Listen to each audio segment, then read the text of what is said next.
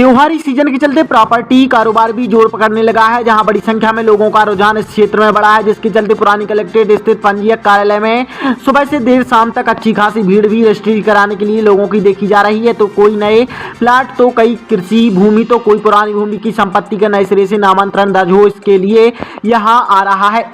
पितृपक्ष में जहां तहां सन्नाटा था, वहीं नवरात्रि की अष्टमी से चहल पहल बढ़ी है, जो अब दीपावली तक जारी रहने की उम्मीद है। इस दौरान एग्रीकल्चर या नॉन एग्रीकल्चर दोनों ही भूमि के नए सिरे से खरीदार सामने आ रहे हैं। ऐसे में यहां पहुंचने वालों की सुविधा के लिहाज से कार्यालय में व्यवस्था बनाई जा रही है। तो साथ ही मध्य प्रदेश शासन की एग्रीकल्चर भूमि की एक नई स्कीम, जो कि मध्य प्रदेश के 4 शहरों में पायलट प्रोजेक्ट के तहत 10 तारीख से शुरू हुई, उसके तहत सागर के भी शामिल होने पर उसका भी लाभ यहाँ मिल रहा है और बड़ी संख्या में इसके तहत एग्रीकल्चर भूमि के नामांतरण भी हो रहा है। इस पूरे मामले में हमारी टीम ने यहाँ की डिस्ट्रिक्ट रजिस्ट्रार निधि जैन से चर्चा कर किस तरह का रुझान त्योहार पर देखा, चर्चा कर जानकारी ली। तो उन्होंने हमें अभी तक के रुझान में अवगत कराया और साथ ही एग्रीकल्चर भूमि के ट्रांसफर को लेकर आई नई स्कीम का लाभ कैसे और किन परिस्थितियों में मिल सकता है, इसकी भी विस्तार से जानकारी साझा की। उन्होंने कहा कि पूरी व्यवस्था पारदर्शी तरीके से संपादित कराई जा रही है और लोगों को असुविधा ना हो, इसका भी ख्याल रखा जा रहा है। साथ ही हर वर्ष की भांति दीपावली तक कार्यालय परिसर में चहल पहल बनी रहने की बात भी कही।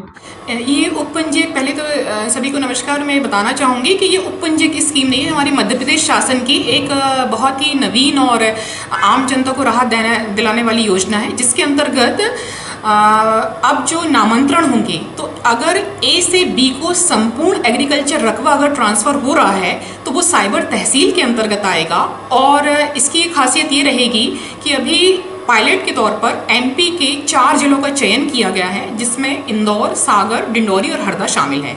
10 तारीख से शुरू हो गया है और हमारे अभी जितनी रजिस्ट्री हुई है 10 तारीख से अभी तक काफ़ी सक्सेसफुली प्रॉपर रजिस्ट्रेशन उनके हो चुके हैं और सभी पार्टीज़ को डॉक्यूमेंट भी डिलीवर हो चुके हैं। और इसकी प्रोसेस ये है कि जैसे मैंने बताया कि ये एग्रीकल्चर लैंड में लागू होगा और उस रकबे में लागू होगा जिसमें संपूर्ण रकबा ट्रांसफ़र हो रहा है। ए से बी को अगर पार्शियल या कुछ भाग ट्रांसफ़र हो रहा है तो इसमें लागू नहीं होगा और एग्रीकल्चर नहीं है तो लागू नहीं होगा। अब इसकी प्रोसेस ये रहेगी कि जो पहले हमारे सर्विस प्रोवाइडर इनिशिएशन करते थे वही उसी तरीके से इनिशिएशन करेंगे। कुछ एक्स्ट्रा पेजेस या फॉर्म A1 और A2 हैं। फॉर्म A1 क्रेता के द्वारा क्रेता की इंफॉर्मेशन फिल होगी, फॉर्म A2 में विक्रेता की होगी।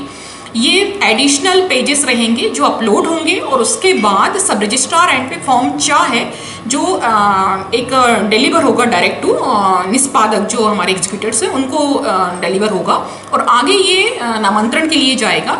और आगे की अगर देखें तो तहसीलदार महोदय या पटवारी जी जो भी हैं उनके एंड पे भी कुछ पर्टिकुलर टाइम फिक्स किया गया है। और इससे सबसे बड़ा फायदा ये होगा कि जो क्रेता है अब उसकी बिना फिजिकल अपीयरेंस के, मतलब बिना उपस्थित हुए बिना नामांतरण हो जाएगा पर्टिकुलर कुछ टाइम लिमिट। तो चार्जेस ज़्यादा लगेंगे कि चार्जेस वही रहेंगे? बिल्कुल नहीं, मात्र 100 रुपये एक्स्ट्रा पे कर रहे हैं जो पक्षकार हैं और वो सिर्फ 100 रुपये पे करके और ये म्यूटेशन वो करा रहे हैं बिना किसी लंबा प्रोसेस के चक्कर यहाँ वहाँ लगाने के और आसानी से हो जाए। त्योहार के चलते हुए इस महीने में क्या रजिस्ट्रियाँ हुई हैं?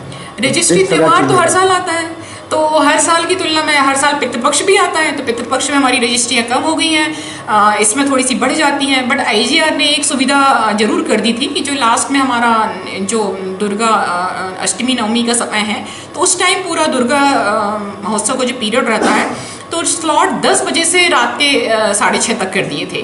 तो उस टाइम आम जनता को बहुत फ़ायदा मिला और लोग 10 बजे से आए और उन्होंने रजिस्ट्रेशन कराए, तो नो डाउट अच्छा रिस्पॉन्स मिला है।